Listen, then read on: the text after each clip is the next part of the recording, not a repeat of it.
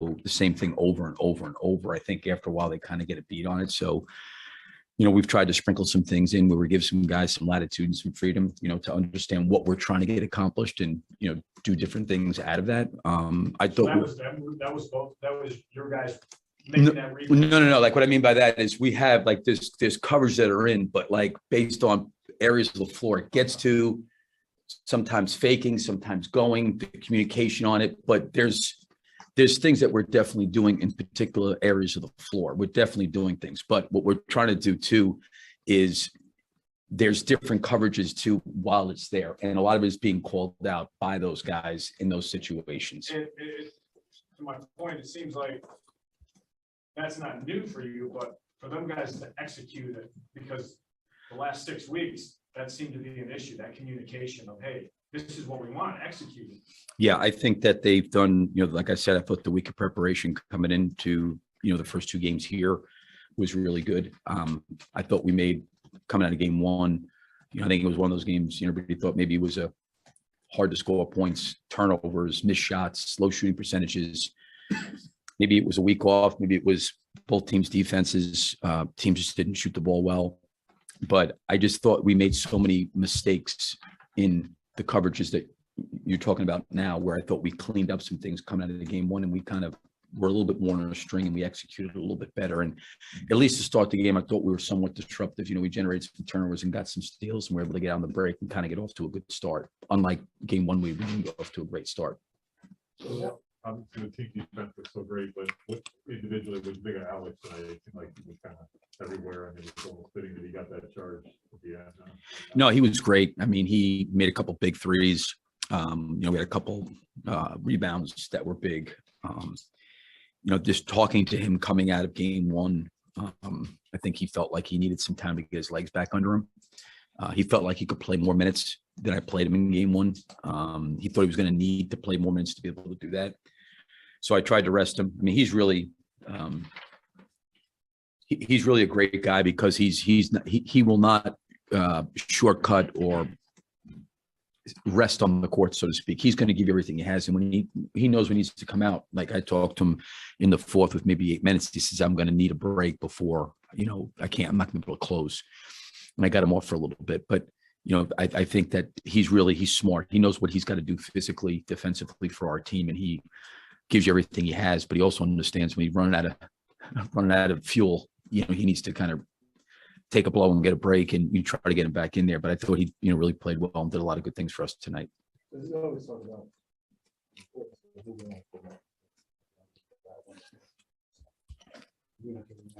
Mm-hmm. Yeah.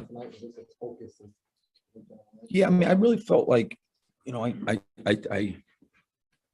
I think coming out of the All-Star break, the teams that we played, the way we played, especially the last 4 home games, that really was not us at all, the regular season. And it was disappointing with the way we played, and felt like we were better. And I think coming out of, the Minnesota game and then having that 6 days, I said, I think our guys worked really hard.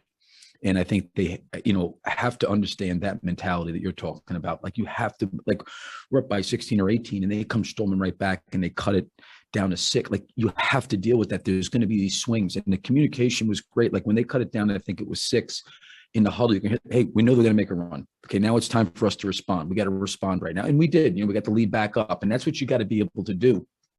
And I do think maybe playing against some of these higher level teams, at the end of the year has maybe kind of hardened us, helped us grow. It's helped us get better. It's helped us be able to have that kind of mentality where we say, we got to move on to the next play. Because I think that at times this year, when we've played against good teams, when it started to go a little bit the other direction, we didn't have enough in us to get it back going in our direction. And we have to be able to do that, in especially in the playoffs, just because teams are too good. They're too talented. And especially this team that's got such continuity. Like they've seen everything. They've been down. They've been down in series. They've been down in games. They've been up. Like, there's nothing they haven't seen. And they're seasoned. And there's a lot of guys that have been in the league for a long time and have experienced a lot of winning. So they're going to respond. It's not going to be just this game that's going to go 48 minutes just in one direction. They're going to fight back, and they did. And we had to make some plays. And I think that's the kind of toughness that you have to build up, from a mentality standpoint. But they had that toughness to kind of come back as well. Billy, we've asked you a good amount of times about DeMar and how challenging it would be for him in the series with the ways of perimeter defenders in Milwaukee can throw at him. But what did you see from him tonight, the way he was able to get to his spots and convert? I just thought he was really aggressive, in terms of the way he went. And then I thought, when they started trapping him late, he did a really good job of getting off the ball, moving, and he got it to Vooch a few times and allowed Vooch to shoot and make it to the, get it to the next guy. But I thought he was really decisive. Even coming out at the start of the game, he was really decisive early. And I think that's what you got to do, is you got to be really decisive. And that's what he was tonight. Would you make of their decision to not trap DeMar earlier in the third?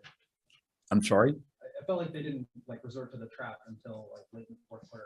What did you make of that decision? Yeah, I don't know. I mean, I don't know exactly the exact time when they were doing it, but listen, they've got really, really elite defenders. They've won a world championship. Obviously their staff knows their team really, really well. That would probably be a question for them. But I mean, they've been a top 10 defense all year long, and they've been one of the better defensive teams in this league for a long time. So I think that they probably feel like they have, understanding of what they wanted to do. And, when they decide to trap a Y, I mean, those are the, it's hard for me to respond to something like that, just because I got such great respect for their team and how good they are defensively. I wanted to, Luke said it's okay if I follow up on that. Yeah. Okay.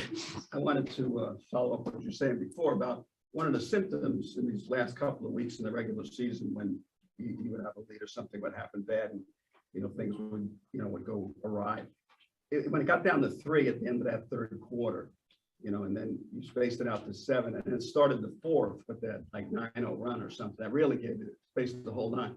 What did you see individually from those guys that enabled them to do that at that point after so many failures earlier in this, last 2 weeks doing that? Yeah, I'm hopeful it's some growth from our guys. I think guys like Vooch and DeMar and Zach and these veteran guys, I mean, they've played a lot of basketball, and they know that, in the league there's gonna be these swings. And, I think those guys poised, their leadership and the communication was really good. To what you just mentioned, that was the talk, and we got to move to the next play, the next situation. And, there maybe was some growth, in our team. A lot of these guys hadn't been in those situations. And I really think that that's why some of these teams that are upper echelon, really, really good teams in this league, whether it be in the East and the West, they do that. They understand the swings in a game, and they don't get emotionally wrapped up, and they're able to focus on the next possession in front of them and just go out there and play. And I think maybe we've learned some of that stuff with some of the teams we played, especially, in April and coming out of the All-Star break with as challenging as our schedule was, that we had to learn some of those things. Donovan and Levine all shooting over 50% tonight. I'm sorry? Your big three all shot over 50% tonight after what happened in game 1. Were they just getting better shots, or just what kind of key that turned out? Well, I think, one thing I'd say about those 3 guys is they're, highly professional in terms of, that they're very, very detailed. They're going to put the work and they're going to get ready to play. And I felt very, very good about the shots that all of them got. We just didn't have a great shooting night in game 1. That happens. And, we came back and we responded better and shot the ball better. But I think that's a tribute to these guys and just their understanding of who they are as a player, and what they got to do to get themselves ready to play the next night. And they're too good offensively, and I think they're too focused and they work hard enough. So I thought we generated probably some better shots tonight, just with some different things that happened. But overall, I think that I got a lot of confidence in these guys when they're open and they take shots. I got a lot of trust that when we get good shots, good things are going to happen. Billy, did you go back to the serve earlier than you wanted to at the end of the third and then that run? Probably a little bit. Yep. Thanks, Coach. Yep. Thank you. Okay. Thank you. Thanks.